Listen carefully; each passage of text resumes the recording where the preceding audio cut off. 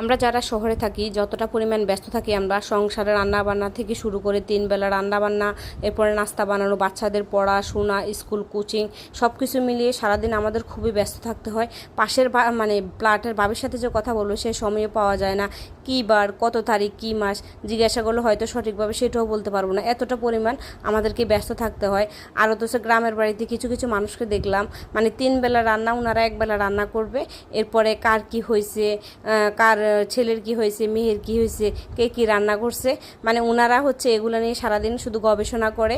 আর শহরের তুলনায় গ্রামে কাজ খুবই কম, এই জন্য তাদের হাতে প্রচুর সময় থাকে, এই জন্য তারা এগুলো নিয়ে মানে খুবই ব্যস্ত থাকে। আর খুবই একটা কথা হলে খুবই পেঁচাল করে, খুবই মানে আমরা যেরকম শহরে চলাফেরা করি মানে সময় কীভাবে যায় নিজেও বলতে পারবো না, কার কী হয়েছে এটা তো খবর নেওয়া দূরেরই কথা। তো এই তো, আর এদের কথা বলে আর লাভ নাই। তো আর আমি এখানে আজকে দুপুরে রান্না করতেছিলাম চিংড়ি মাছ দিয়ে আলু দিয়ে ভুনা, আর ইলিশ মাছের সাথে একটা ডিম দিয়ে দিলাম আর কি। আসলে মাথায় কখন কী চাপি নিজেও বলতে পারবো না, আর রান্না নিয়ে আলাদা একটা প্যারা থাকে, কখন কী করি নিজেও জানি না। তো এখানে চিংড়ি মাছ আর আলু দিয়ে ভুনা করবো আর কি।